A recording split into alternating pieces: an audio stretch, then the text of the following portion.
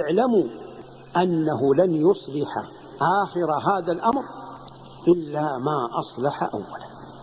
الحمد لله رب العالمين وصلى الله وسلم على نبينا محمد وعلى آله وصحبه أجمعين أما بعد. On commence aujourd'hui le cours numéro 10 dans le Kitab al-Tawhid, écrit par le Cheikh Mohammed ibn Abdul Wahhab rahimahullah, avec les commentaires de Cheikh Abdul Aziz ibn Baz rahimahullah. On est arrivé au chapitre 5 aujourd'hui, qui s'intitule Babu Tafsir al-Tawhid wa Shahadati an la ilaha illallah.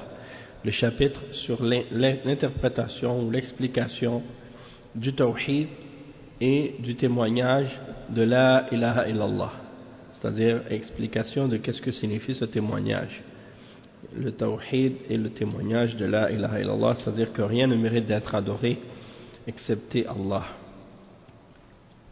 قول الله تعالى أولئك الذين يدعون يبتغون إلى ربهم الوسيلة أيهم أقرب. وقوله وإذ قال إبراهيم لأبيه وقومه إنني براء مما تعبدون إلا الذي فطرني الآية. وقوله اتخذوا أحبارهم ورهبانهم أربابا من دون الله الآية. وقوله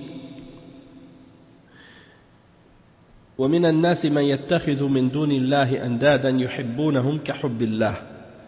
وفي الصحيح عن النبي صلى الله عليه وسلم أنه قال من قال لا إله إلا الله وكفر بما يعبد من دون الله حرم ماله ودمه وحسابه على الله عز وجل. وشرح هذه الترجمة وما بعدها من الأبواب. D'accord. Donc ici le cheikh Mohammed ibn Abdul Wahhab, dans ce chapitre, il l'a intitulé le chapitre de l'explication du tawhid et du témoignage de la ilaha illallah. Qu'est-ce que ça veut dire la ilaha illallah? Et il a expliqué le tawhid et la signification du témoignage de la ilaha illallah par le Coran et par les hadiths du prophète sallallahu alayhi wa sallam. Donc il a expliqué la signification du tawhid, pas par de la philosophie, pas par ses propres idées, pas par ses propres opinions, pas par qu'est-ce qu'un tel ou un tel a dit, non, par qu'est-ce que Allah lui-même il a dit dans le Coran et parce que le prophète Mohammed sallallahu alayhi wa sallam a expliqué lui-même. Et c'est les deux sources de la révélation, le Coran et la Sunna. Et donc il mentionne plusieurs versets et il mentionne un hadith. Le premier verset qu'il a cité, c'est le verset 57 dans Surat Al-Isra, dans lequel Allah subhanahu wa ta'ala il dit أولئك الذين يدعون يبتغون إلى ربهم الوسيلة أيهم أقرب. C'est dans Surat Al-Isra, le verset 57. On va lire la traduction de ce verset, qu'est-ce que ça signifie. Allah subhanahu wa ta'ala il dit dans ce verset ce qui signifie ceux qu'ils invoquent, c'est-à-dire ceux que les mushrikines invoquent, cherchent eux-mêmes à qui mieux le moyen de se rapprocher le plus de leur Seigneur, c'est-à-dire que ceux que les mushrikines invoquent, eux-mêmes cherchent un moyen pour se rapprocher d'Allah subhanahu wa ta'ala, leur Seigneur, à savoir qui est plus proche d'Allah. L'autre verset que le cheikh il a cité, c'est le verset 26 et 27 dans Surat Az-Zukhruf, dans lequel Allah subhanahu wa ta'ala dit ce qui signifie. Et lorsque Ibrahim alayhi salam dit à son père et à son peuple Innani bara'un mimma ta'budun, je me désavoue de ce que vous adorez, de tout ce que vous adorez, je me désavoue et je suis innocent de tout ce que vous adorez. Illa alladhi fatarani, excepté de celui qui m'a créé. Donc je me désavoue de tout ce que vous adorez. Et le peuple d'Ibrahim, ils adoraient Allah, puis ils adoraient autre que Allah. Ils adoraient des statues, des idoles, des étoiles, des choses comme ça. Et Ibrahim alayhi salam, il dit dans ce verset, je me désavoue de tout ce que vous adorez, excepté de celui qui m'a créé, c'est-à-dire Allah. C'est ça la signification de la ilaha illallah. Rien ne mérite d'être adoré excepté Allah. Donc quand tu dis la ilaha illallah, c'est comme si tu disais je me désavoue de tout ce qui est adoré excepté d'Allah. C'est ça que ça veut dire. Il dit وَقَوْلُهُ اتَّخَذُوا أَحْبَارَهُمْ وَرَهْبَانَهُمْ أَرْبَابًا مِنْ دُونِ اللَّهِ. Le verset 31 dans Surat At-Tawbah, dans lequel Allah subhanahu wa ta'ala il dit ils ont pris leurs moines, leurs rabbins et leurs moines comme des seigneurs en dehors d'Allah. Et on va voir comment les juifs et les chrétiens ont pris leurs rabbins et leurs moines comme des seigneurs en dehors d'Allah. Hein? Et également le verset 165 dans Surat Al-Baqarah, dans lequel Allah subhanahu wa ta'ala dit et parmi les hommes, il y en a qui prennent en dehors d'Allah des seigneurs, des égaux à Allah, qu'ils aiment comme on aime Allah, qu'ils aiment comme on aime Allah, ou bien qu'ils aiment comme ils devraient aimer Allah. Hein? Ça c'est une des significations du verset, on va lire le tafsir et l'explication de ça. Le hadith que le cheikh il a cité, c'est un hadith qui est rapporté par l'imam Muslim dans son sahih. Il dit que le prophète sallallahu alayhi wa sallam a dit celui qui dit la ilaha illallah et qui a renié tout ce qui est adoré en dehors d'Allah, ses biens, son sang seront sacrés et son jugement appartient à Allah. Ses biens et son sang sont devenus sacrés et son jugement incombe à Allah subhanahu wa ta'ala. Et l'explication de ces versets, l'explication de ce chapitre et de ce qui suit des autres chapitres qui viennent par la suite, tout ça c'est dans l'explication du Tawhid. Ça veut dire que à partir du chapitre 5 dans Kitab al-Tawhid, tous les autres chapitres qui viennent à la suite, c'est pour expliquer la signification du Tawhid. Donc vous allez voir qu'à partir du chapitre 5 dans Kitab al-Tawhid, tous les autres chapitres sont pour clarifier en réalité des différents aspects du Tawhid dans les paroles, dans les actions, dans les croyances et ainsi de suite. Et c'est donc une explication du témoignage. Donc une fois qu'on a lu ça, maintenant on va lire l'explication de Cheikh Ibn Baz. Cheikh Ibn Baz il dit بين المؤلف هنا تفسير التوحيد وشهادة أن لا إله إلا الله بما يوافق لفظها وبما يضادها لأن الشيء يعرف بضده وقد قيل والضد يظهر حسنه والضد يظهر حسنه الضد وبضدها تتميز الأشياء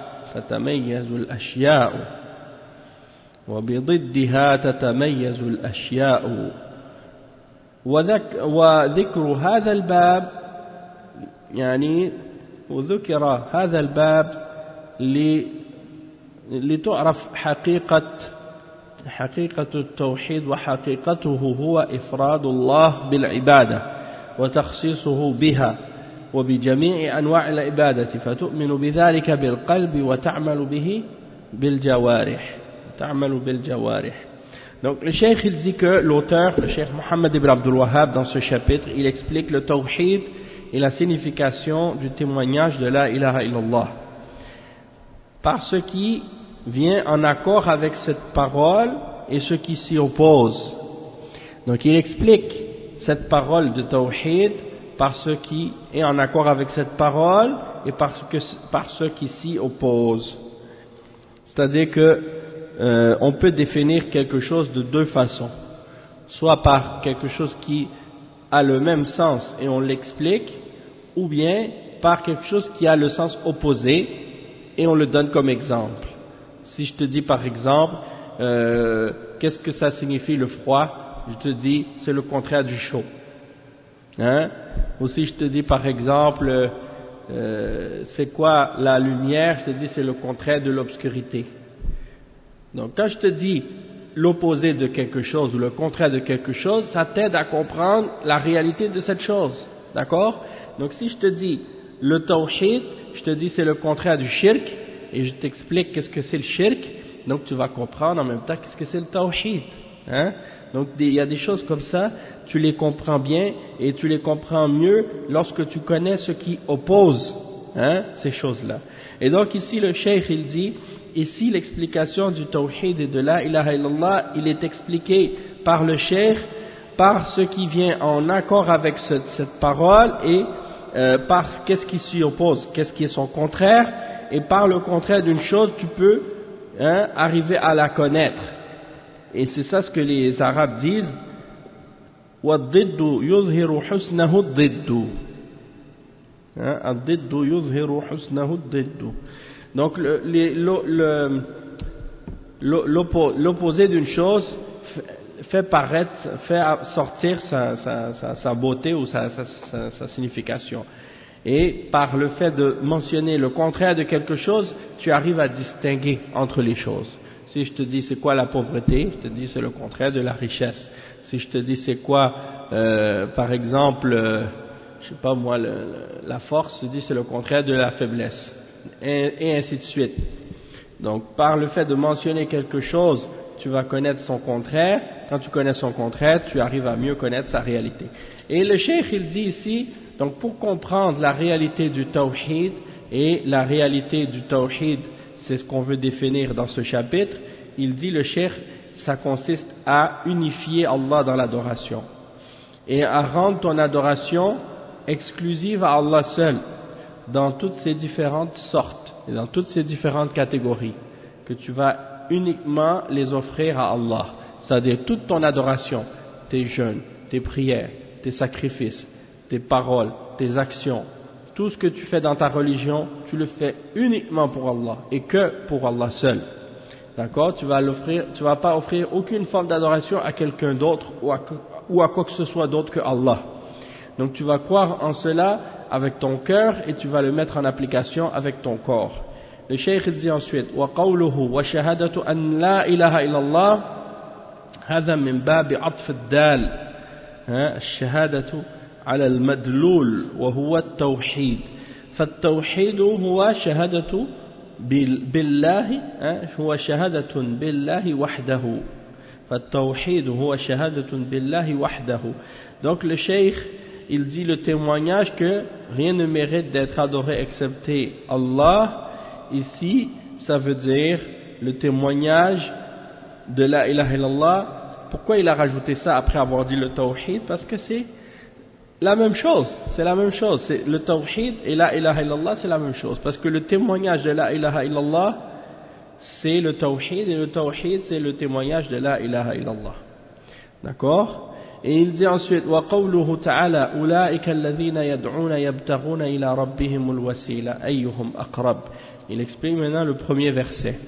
وَقَبْلَهُ قَوْلُهُ قُلِ ادْعُوا الَّذِينَ زَعَمْتُم مِّن دُونِ اللَّهِ أو قل ادعوا الذين زعمتم من دونه فلا يملكون كشف الضر عنكم ولا تحويلا فالدعاء من لا يملك كشف الضر أو جلب النفع من دون الله هذا هو الشرك وضده هو التوحيد. Donc le cheikh il dit le premier verset que Allah subhanahu wa ta'ala le premier verset que le cheikh il a mentionné des paroles d'Allah subhanahu wa ta'ala, c'est le verset 56 dans Surat 57 dans Surat Al-Isra. Donc on a cité ce verset là, mais avant ce verset, le verset 56 qui est mentionné auparavant, il nous aide à comprendre le verset 57. Le verset 56 qui est mentionné avant le verset que le cheikh a cité, il nous aide à le comprendre. Dans ce verset, Allah subhanahu wa ta'ala dit, dis ô Muhammad, aux mushrikin et à ceux qui adorent d'autres que Allah, invoquez ceux que vous prétendez en dehors de lui. Invoquez les idoles que vous prétendez en dehors d'Allah, vos fausses divinités, invoquez-les en dehors d'Allah. Il dit, elles ne détiennent même pas la capacité de retirer un mal de vous, ni de le changer. Donc tout ce que vous adorez en dehors d'Allah, ils ne peuvent pas vous délivrer quand vous êtes pris dans un malheur ou un mal ou un problème. Elles n'ont pas ce pouvoir-là. Donc invoquez, Allah dit, dis au Muhammad à ces mouchriquins, dis-leur, invoquez ce que vous prétendez en dehors de lui, ils ne détiennent pas la capacité de retirer un mal de vous, ni de le changer. Alors le cheikh il dit donc, le fait d'invoquer celui qui ne détient pas la capacité de délivrer quelqu'un d'un mal ou de lui ramener un bienfait quelconque, il ne mérite pas d'être adoré, parce qu'il n'y a personne qui possède cette capacité-là, excepté Allah. Donc ça c'est le tawhid, de croire que Allah seul, c'est lui qui est capable de te délivrer d'un mal ou de te faire procurer un bien. Et le contraire, c'est le shirk. Le contraire de ça, c'est le shirk, c'est-à-dire d'invoquer d'autres que Allah ou de penser que autre que Allah peut te délivrer d'un mal ou te ramener un bien quelconque. Tu penses que autre que Allah est capable de faire ça, ça c'est le shirk. Et tu invoques autre que Allah, ça c'est le shirk. Donc Allah subhanahu wa ta'ala, il explique ça. Ceux-là, c'est-à-dire ceux-là que les mouchriquines eux-mêmes adorent et invoquent, ils recherchent eux-mêmes un moyen pour se rapprocher de leur Seigneur. Toi tu les adores et tu les invoques et tu fais le shirk avec eux, alors que eux, ils ne font pas de shirk avec Allah, ils demandent à Allah uniquement et ils cherchent un moyen de se rapprocher uniquement d'Allah subhanahu wa ta'ala. Comme par exemple ceux qui, parmi les chrétiens, ils prient à Jésus. Ils demandent à Jésus quand ils prient. Et pourtant Jésus lui-même, Isa alayhi salam, il n'a jamais prié à personne d'autre qu'à Allah seul. Quand il a besoin de quelque chose, quand il demande uniquement à Allah. Donc pourquoi tu fais pas comme lui? Au lieu de l'adorer lui, adore ce que lui-même adorait. Rapproche-toi de celui vers qui lui-même il se rapprochait, c'est-à-dire Allah subhanahu wa ta'ala lui seul, au lieu d'essayer de te rapprocher d'une créature, d'un être humain, qui mange et qui boit et qui dort comme toi, et qui a toutes les caractéristiques des créatures. Donc, c'est pas lui qui mérite d'être adoré, mais c'est le créateur qui mérite d'être adoré. Et le cheikh il dit ensuite, فَقَوْلُهُ قُلِ ادْعُوا أي قل يا محمد هؤلاء يعني قل يا محمد هؤلاء ادعوا الذين زعمتم يعني توبيخ لهم وتقريع أي ادعوا آلهتكم الذين تدعون من دون الله فلا يملكون كشف الضر أي الضر كله ولا تحويله من مكان إلى آخر من الرأس إلى الرجل مثلا بل هذا لله وحده وهذا الكاشف للضر والجالب للنفع. Donc le cheikh il dit ô Muhammad, c'est ça ce que le verset signifie, ça signifie dis ô Muhammad à ceux-là qui pensent qu'ils ont d'autres divinités en dehors d'Allah, invoquez-les en dehors d'Allah, elles ne détiennent même pas la capacité de retirer un mal de vous, ni de la changer, ni de la déplacer, ni de déplacer un mal d'un endroit à un autre. Comme par exemple si quelqu'un il a mal, une blessure à la tête, de le déplacer ailleurs, dans la jambe ou ailleurs. Non, ils peuvent pas changer, ni enlever, ni changer quoi que ce soit. Ça c'est uniquement Allah qui est capable de le faire, parce que c'est lui qui peut délivrer d'un mal et c'est lui qui peut ramener un bienfait et un bien quelconque. Il dit وَقَوْلُهُ أُولَٰئِكَ الَّذِينَ يَدْعُونَ أراد بهم من يدعو الملائكة والأنبياء والصالحين لذلك قال يبتغون إلى ربهم الوسيلة أي هؤلاء المدعوون صالحون في أنفسهم ومع ذلك لا يملكون كشف الضر ولا تحويله فغيرهم من الأصنام من باب أولى. Donc le cheikh il dit ceux-là, ceux qu'ils invoquent, et ici en particulier ceux qui invoquent les anges, qui prient les prophètes et les hommes pieux, il dit ceux qu'ils invoquent parmi les hommes pieux et les prophètes et les anges, eux-mêmes ils cherchent un moyen de se rapprocher d'Allah subhanahu wa ta'ala, parce que eux-mêmes ils sont pieux en eux-mêmes et ils ne détiennent pas le pouvoir de délivrer d'un mal ou de changer un mal quelconque. Donc si ces hommes pieux-là qui sont morts et ils sont dans leur tombe maintenant, ils ne sont pas capables de te délivrer d'un mal, ni de changer le mal, ni pour eux-mêmes, ni pour quelqu'un d'autre, Alors, les idoles, encore moins. Les idoles, encore moins. Et le cheikh, il dit, وَالْوَسِيلَةُ التَّقَرُّبُ إِلَى اللَّهِ بِالطَّاعَةِ يَبْتَغُونَ إِلَى رَبِّهِمُ الْوَسِيلَةِ. Al-wasila, c'est quoi al-wasila en arabe? C'est le moyen. Le pluriel du mot wasila, c'est wasa'il. Wasa'il, le pluriel de wasila, c'est wasa'il. Et wasa'il, c'est les moyens. Al-wasila, ça veut dire les moyens en arabe. Le moyen. Ouais, c'est un moyen. Si je te dis par exemple, est-ce que tu as un wasila pour aller, par exemple, de la mosquée ici, tu vas partir pour aller jusqu'à chez toi au boulevard P9. Je te dis, c'est quoi ton wasila? Tu me dis, je vais prendre ma voiture, ou bien je vais prendre le métro,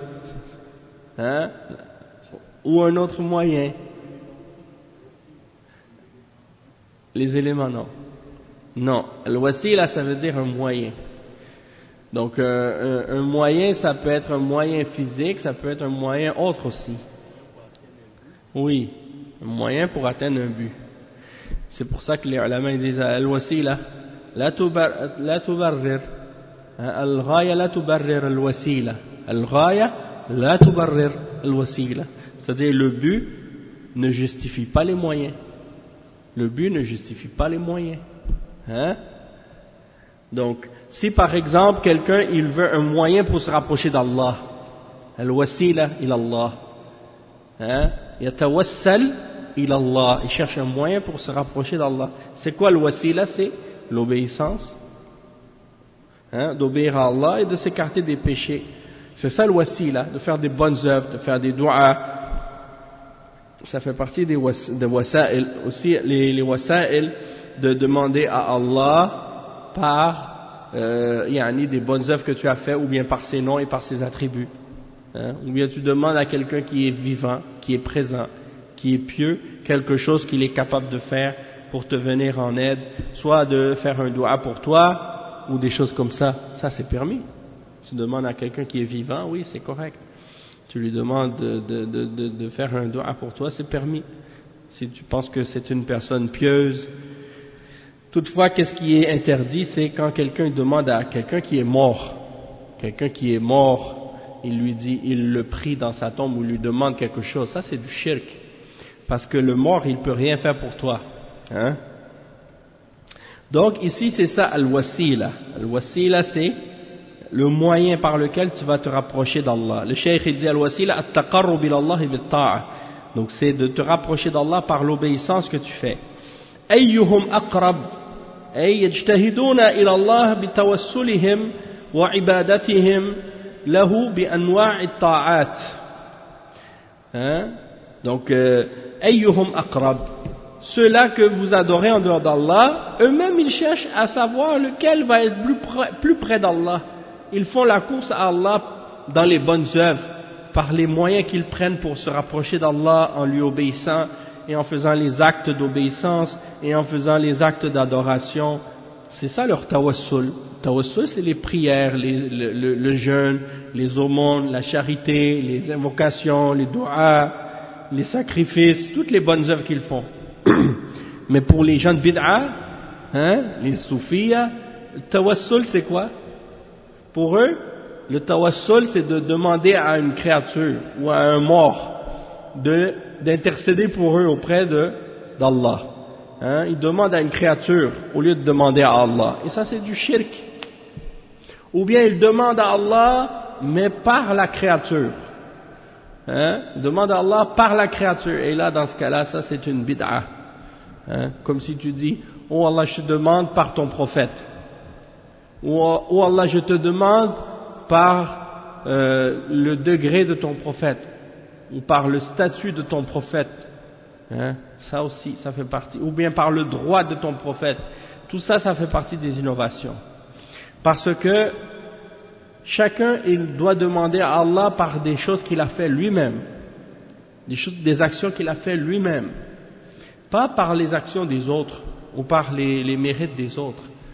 Le prophète, où les hommes pieux, ils ont obtenu leur degré et leur statut par rapport aux actions qu'ils ont fait eux-mêmes.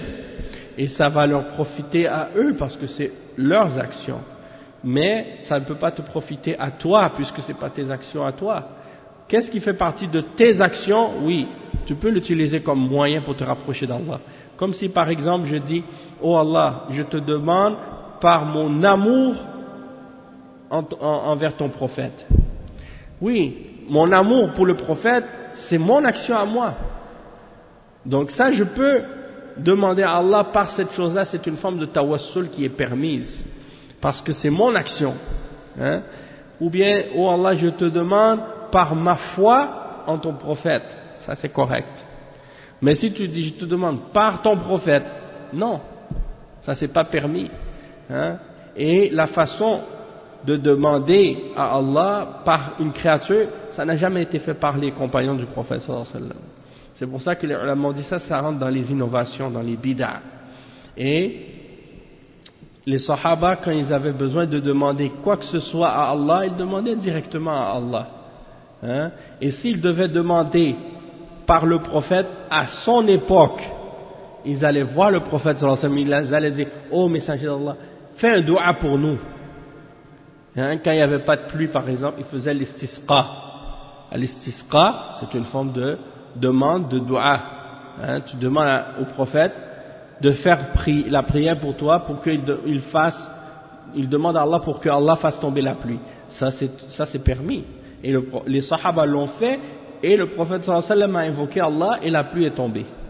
Après la mort du prophète sallallahu alayhi wa sallam, les sahaba, ils n'allaient pas voir le prophète sallallahu alayhi wa sallam à sa tombe pour demander la pluie. Non, ils allaient demander directement à Allah en demandant à l'un d'entre eux de faire un dua à Allah. Et parmi les exemples qui sont mentionnés dans les hadiths authentiques à ce sujet-là, l'exemple de Al-Abbas à l'époque de Omar ibn al-Khattab, lorsqu'il y a eu la sécheresse, Omar ibn al-Khattab il a dit, oh Allah, nous te demandions à l'époque par ton prophète, hein, on lui demandait de faire des doigts pour nous et tu faisais tomber la pluie.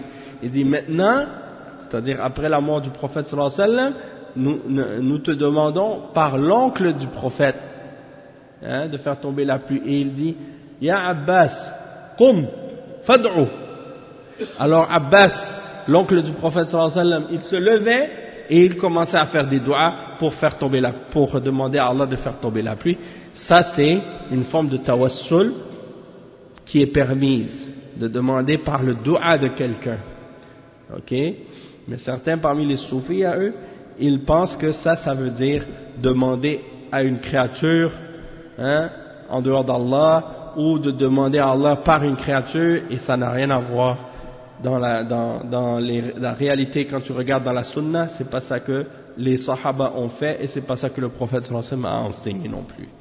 Donc, le cheikh il dit, ayyuhum aqrab, les prophètes, les hommes pieux, ils font des efforts pour se rapprocher d'Allah, hein, ils font des efforts pour se rapprocher de lui par des actes d'obéissance. وَيَرْجُونَ رَحْمَتَهُ وَيَخَافُونَ عَذَابَهُ إِنَّهُمْ عَبِيدُهُ يَرْجُونَهُ وَيَخَافُونَهُ فَكَيْفَ يُسْتَغَاثُ بِهِمْ. Donc la suite du verset, Allah subhanahu wa ta'ala dit, ils espèrent en sa miséricorde et ils craignent son châtiment. C'est-à-dire que ceux que les mouchriquines adorent en dehors d'Allah et qui prient aux anges, qui prient aux prophètes et qui prient aux hommes pieux, ils font les efforts pour se rapprocher d'Allah, ils se compétitionnent entre eux pour se rapprocher de lui, ils cherchent un moyen pour se rapprocher d'Allah, ils espèrent en sa miséricorde et ils craignent son châtiment. Donc ils sont des serviteurs d'Allah. Ils espèrent sa miséricorde, ils craignent son châtiment. Alors comment toi, au lieu d'adorer Allah comme eux, toi tu leur demandes à eux de te venir en aide et tu leur demandes à eux de venir à ton secours? Ça veut dire que tu n'as pas compris qui est ton Seigneur, tu n'as pas compris qui mérite d'être adoré. C'est Allah seul et non pas ces créatures-là. Donc on voit ici comment le cheikh il nous explique la signification du tawhid de cette façon, par le fait de nous montrer la réalité du tawhid et nous montrer en même temps le shirk, hein, et comment le shirk il est en contradiction avec le tawhid. Il dit ensuite, l'autre exemple, le verset 26 dans surat Az-Zukhruf, وقوله وإذ قال إبراهيم لأبيه وقومه إنني براء مما تعبدون إلا الذي فطرني. هذا تفسير التوحيد بمعناه، يعني فقوله إنني براء مما تعبدون كقولنا لا إله، وقوله إلا الذي فطرني كقولنا إلا الله. والفطر الخلق، يعني فبين أن معنى التوحيد من عبادة غير الله، أن معنى التوحيد من عبادة غير الله وإنكارها واعتقاد بطلانها والرد عليها، والتوحيد لله وحده بجميع أنواع العبادات، وتفسير التوحيد وشهادة أن لا إله إلا الله وشرح هذه الترجمة وما بعدها من الأبواب.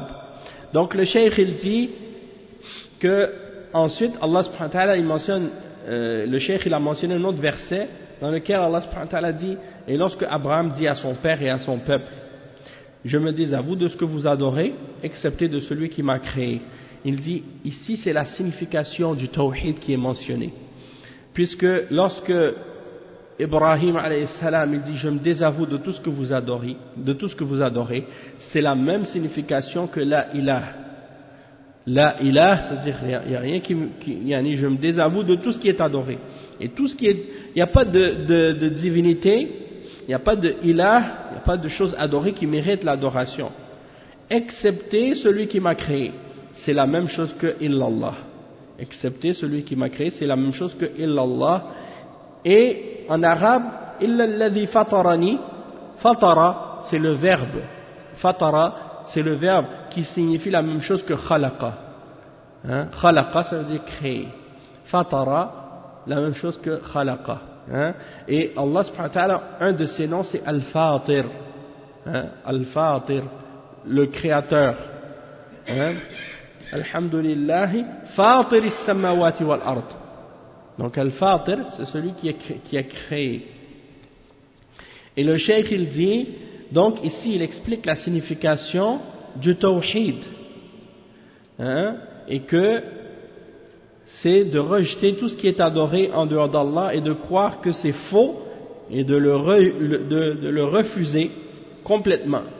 Et le tawhid d'Allah, hein, c'est de croire que Allah seul mérite d'être adoré par toutes les différentes sortes d'adoration.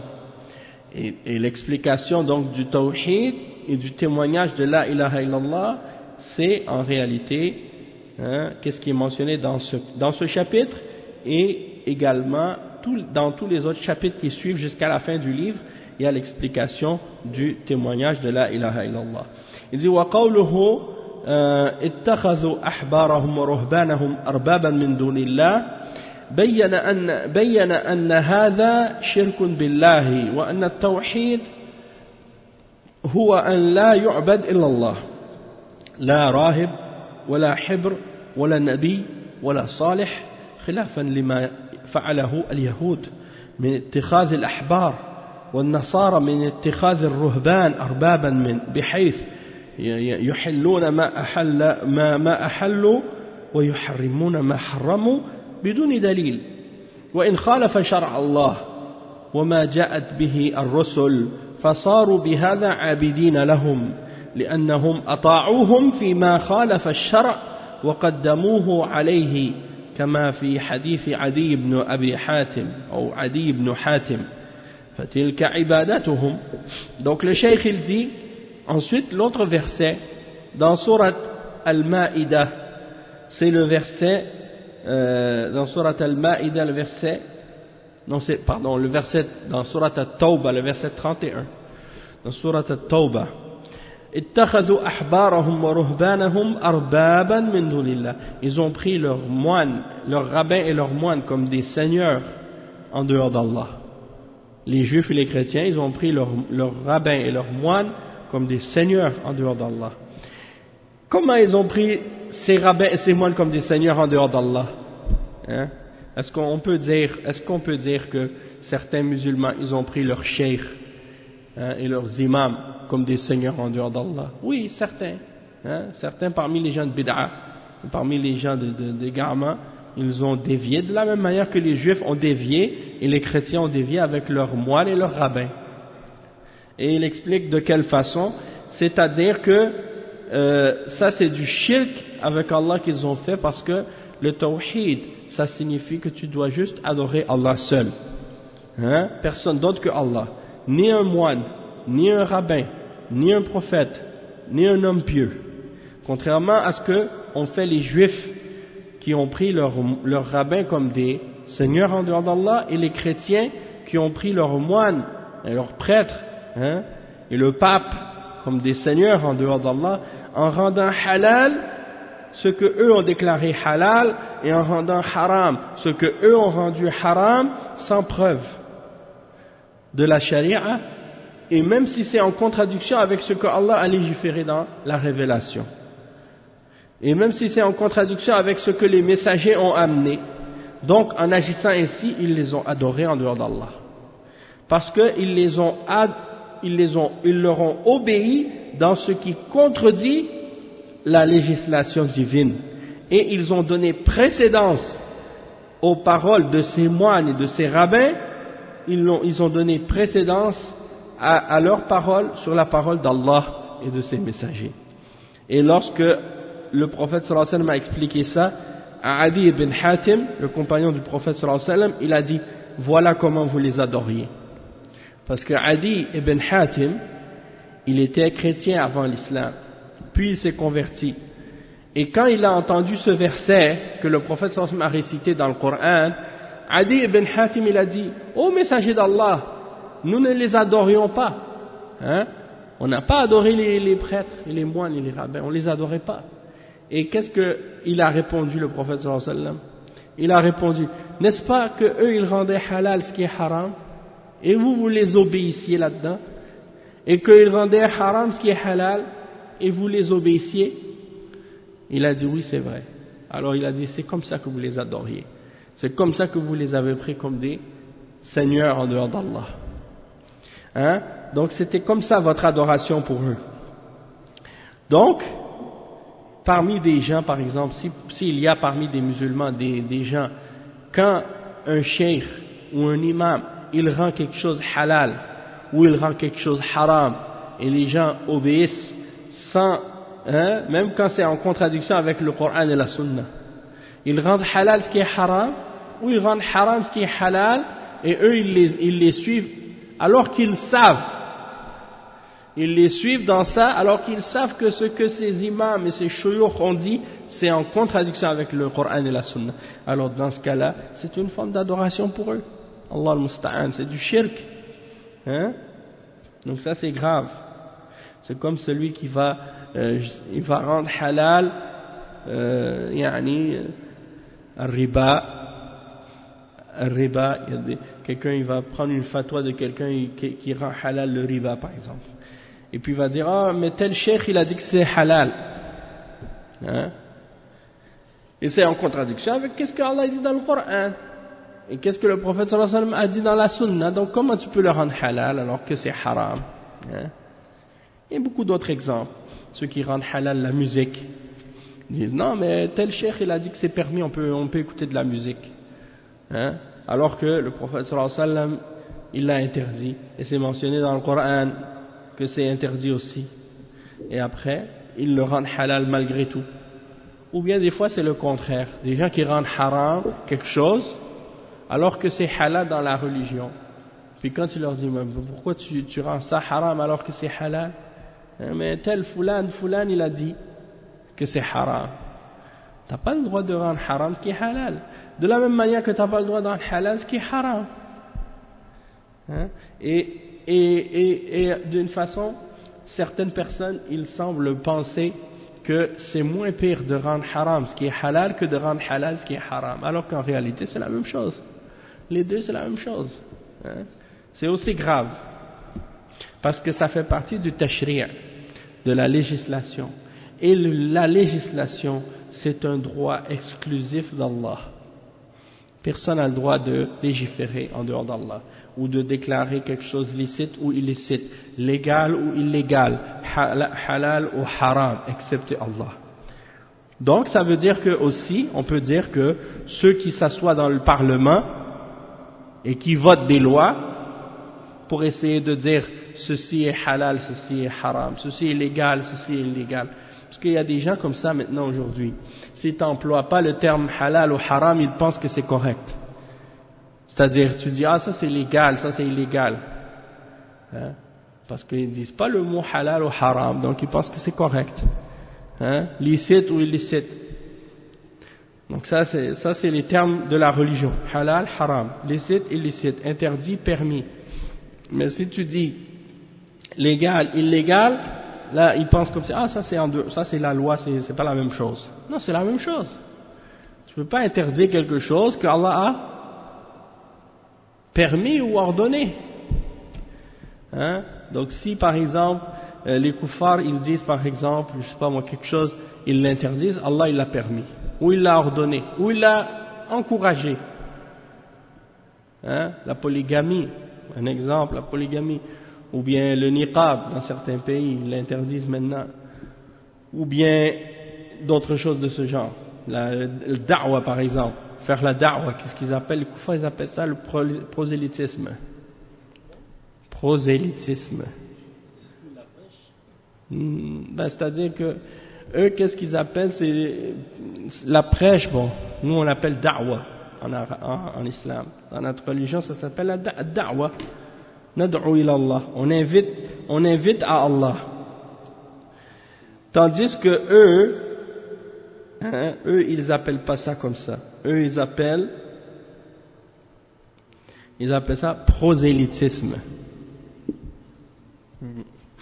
Et c'est une façon péjorative de décrire ou d'appeler le fait d'appeler les gens et d'inviter les gens à entrer dans l'islam et à se convertir à l'islam. Okay? Parce qu'eux, ils ne veulent pas que les gens se convertissent. Et quand des gens commencent à se convertir à l'islam en grand nombre, eux, ils n'aiment pas ça. Ou bien si des gens ils commencent des gens qui ne pratiquaient pas l'islam commencent à pratiquer l'islam en grand nombre, hein? Par exemple, des gens qui ne faisaient pas la salat, maintenant ils commencent à faire la salat. Des femmes qui ne portaient pas le hijab, maintenant ils commencent à porter le hijab. Des gens qui ne pratiquaient pas la sunna, hein? Ils ne faisaient pas attention à leur apparence. Et ils s'habillaient comme les kuffars, les juifs et les chrétiens, ou les athées, ils les imitaient dans leur mode de vie. Maintenant, ils commencent à s'attacher plus à la sunna et à faire qu'est-ce que le prophète sallallahu alayhi wa sallam a ordonné en ce qui concerne notre habillement, notre apparence, la barbe et les autres aspects de la religion. Quand ils voient des gens commencer à faire ça, ils disent « Ah, ça c'est des signes de radicalisation ». Alors que ça n'a rien à voir. Hein? C'est de s'attacher à la sunna. Quelqu'un, il était dans l'insouciance, dans l'indifférence, dans la négligence vis-à-vis des obligations divines et de la religion, et il a compris que ces choses-là sont importantes, et on lui a fait un rappel, on lui a fait prendre conscience de ça. Là, il est revenu à sa religion, on dit, ah, il s'est radicalisé. Il s'est pas radicalisé. Il est revenu à ce que Allah lui a ordonné. Il a pris conscience de l'importance de ces questions-là, alors qu'auparavant, il en était inconscient, ou il n'avait pas réalisé son importance. Donc c'est comme ça que les kuffars essaient toujours de faire paraître le vrai comme si c'était du faux, ou de faire paraître le faux comme si c'était vrai, ou de faire paraître quelque chose qui est bon comme si c'était mauvais, ou quelque chose de mauvais comme si c'était bon, en utilisant des termes comme ça. Hein? Le prosélytisme, le radicalisme. Hein? En fait, eux, ils disent non. Ils utilisent le prosélytisme pour toutes les religions, comme si de l'utiliser, ils disent que c'est mauvais. Mais en réalité, quand tu regardes la définition du terme, hein, en fait, quand tu regardes la définition du terme prosélytisme, d'après quand tu regardes dans la définition, dans le dictionnaire par exemple,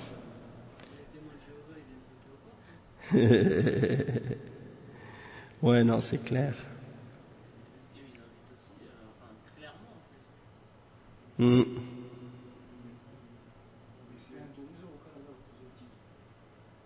Regarde, on va juste pour regarder la définition.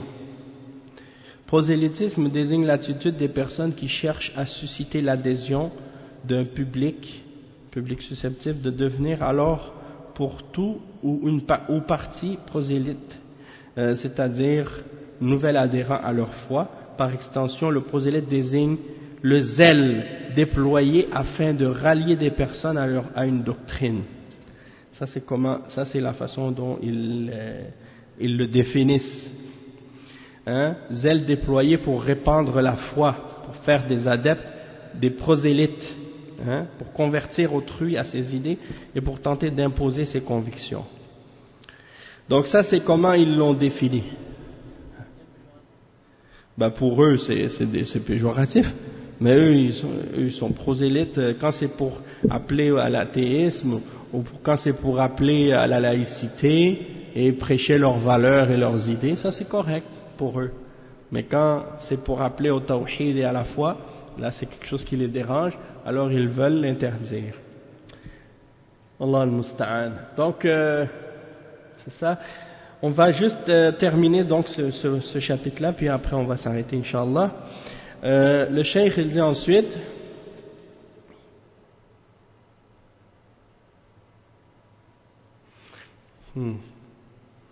نعم بالنسبة ok on a lu ça ok il dit فيصير بذلك مشركا كما قال بعد ذلك سبحانه وتعالى عما يشركون. Donc c'est ça, la personne qui rend halal ce qui est haram ou rend haram ce qui est halal, puis les gens l'obéissent et le suivent dans ça, alors c'est comme s'il l'avait pris comme une divinité en dehors d'Allah.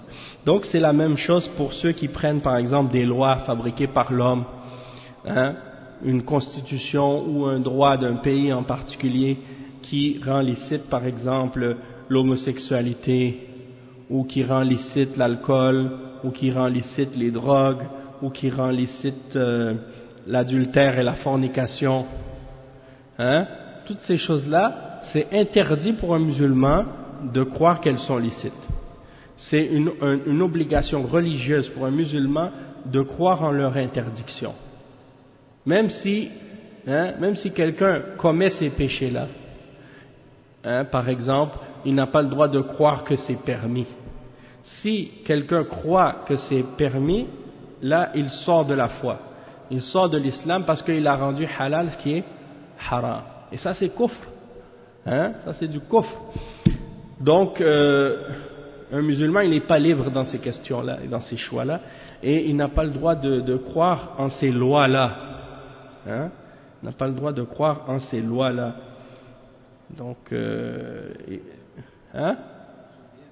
oui, bien sûr, c'est pour son bien, parce que ça fait partie de sa religion. Toute chose qui contredit ce que Allah a révélé, c'est faux. Donc on n'a pas le droit de l'accepter, même si quelqu'un, par exemple, il va dire on est français.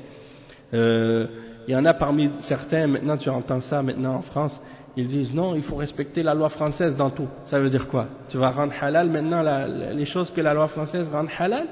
Même si toi tu es musulman, tu dis oui, je crois en tout ce qui est halal dans la loi française, donc si c'est halal dans la loi française, c'est halal pour moi. On n'a pas le droit de croire en ça. Ça c'est de la mécréance. La même chose pour la loi canadienne, la même chose pour n'importe quelle autre loi de n'importe quel autre pays sur terre. Si un pays quelconque rend licite quelque chose qui est interdit ou interdit quelque chose qui est licite, on n'a pas le droit de croire en ça. C'est notre devoir de le rejeter. Non. Ensuite, le cheikh il dit وبالنسبة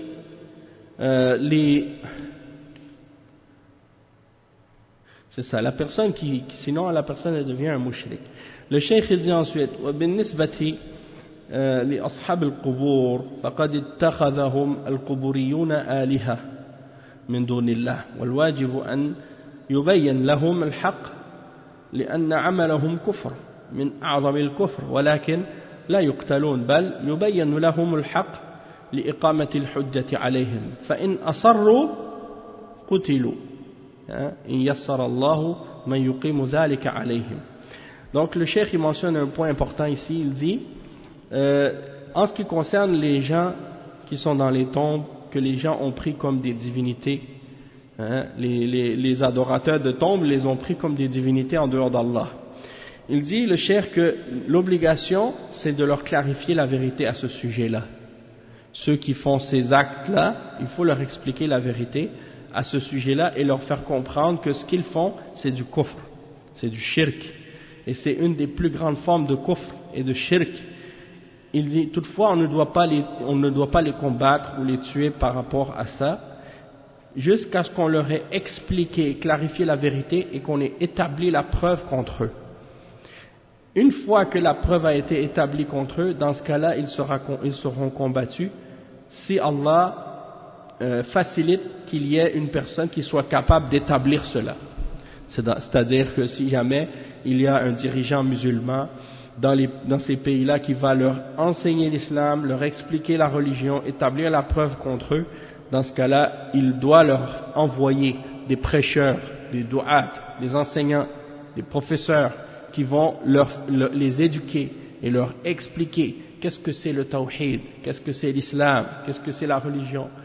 Puis lorsqu'ils ont compris cela et qu'ils ont accepté cela, alhamdulillah, toutefois si parmi eux il y en a qui refusent d'accepter le tawhid et qui persistent à continuer dans le shirk et à associer et à adorer à associer avec Allah et à adorer d'autres que Allah, alors dans ce cas-là ils devront être combattus dans ce cas-là jusqu'à ce qu'ils reviennent au tawhid. Bien entendu, ça c'est lorsque cette chose-là est possible. Donc on va s'arrêter ici pour aujourd'hui. Inch'Allah, on continuera la suite au prochain cours. Subhanakallahumma bihamdika ashhadu an la ilaha illa ant astaghfiruka wa atubu ilayk wa sallallahu wa sallam ala nabiyyina Muhammad wa ala alihi wa sahbihi ajma'in. Wassalamu alaikum wa rahmatullahi wa barakatuh. Donc on s'arrête pour maintenant.